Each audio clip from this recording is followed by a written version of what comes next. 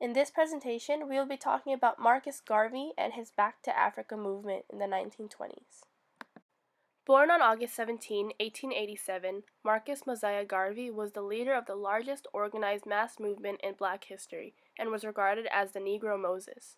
At age 14, he left school to work as a printer in Kingston, Costa Rica, Panama, and eventually moved to England in 1913.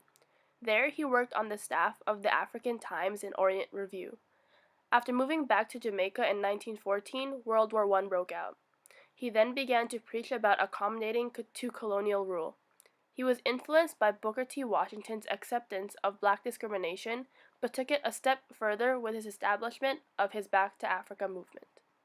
The Back to Africa movement was led by Black nationalist leader Marcus Garvey, and this movement was created right after slavery was abolished in order to transport African Americans back to the continent of Africa.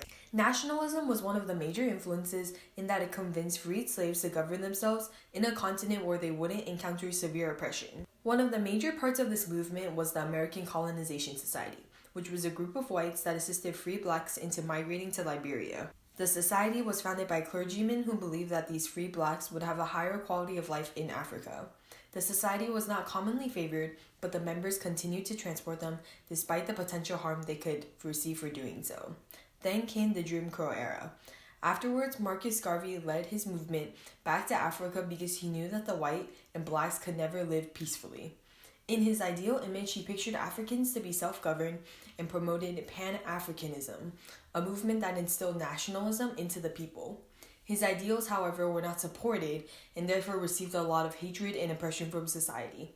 He fought for his movement all the way until his death in 1940. Marcus Garvey started the Back to Africa movement because he wanted to improve United States relations with Africa. The black population was always looked down upon as undesirable aliens, so the movement was to create a modernized society for blacks in America. By moving the black population back to Africa, they were able to stabilize their own economy and sustain themselves away from white supremacy. The black population was now able to live in peace and away from the racial negativity that was present in America at the time. Marcus Garvey's movement, however, dissatisfied a lot of black leaders such as W.E.B. Du Bois, because he accepted the fact that colored people would always be inferior to the white population and that the movement further segregated the two races. The reactions of Marcus Garvey's movement ultimately led to its demise. The Black Star Line, which is an all-black shipping company chartered by the UNIA, started out strong but eventually faced financial hardship and had legal problems, mostly due to Garvey's mismanagement. Phase 1 and 2 of Garvey's Back to Africa movement had failed not only due to the company but due to black leaders such as Du Bois calling Garvey the most dangerous enemy of the black public in America. Several leaders found his movement to be separatist and ill-conceived as it promoted segregation and compliance with the white elitist public. Garvey was eventually convicted of mail fraud after FBI Director J. Edgar Hoover felt threatened by his movement, and through a series of trials and debates, Garvey was sent back to Jamaica. Negro World was a newspaper founded by organizations such as the African Communities League and the Universal Negro Improvement Association. This newspaper emphasized on the daily achievements of African Americans and was widespread to millions of readers. This was created based on Garvey's belief that in order to gain the respect of others, you must show off your social and economic achievements. Garvey's audience was initially the disillusioned black working class and black lower middle class that often faced the hardships of racial discrimination.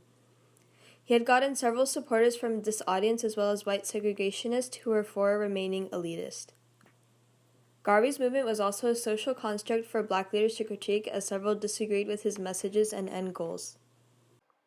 Here's a short clip from Marcus Garvey's Look for Me in the Whirlwind speech.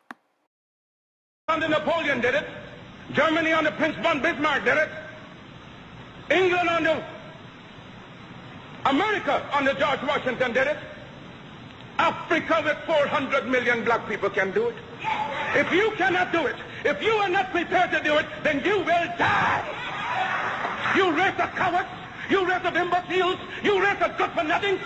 If you cannot do what other men have done, what other nations have done, what other races have done, then you have better die. Thank you for listening to our presentation.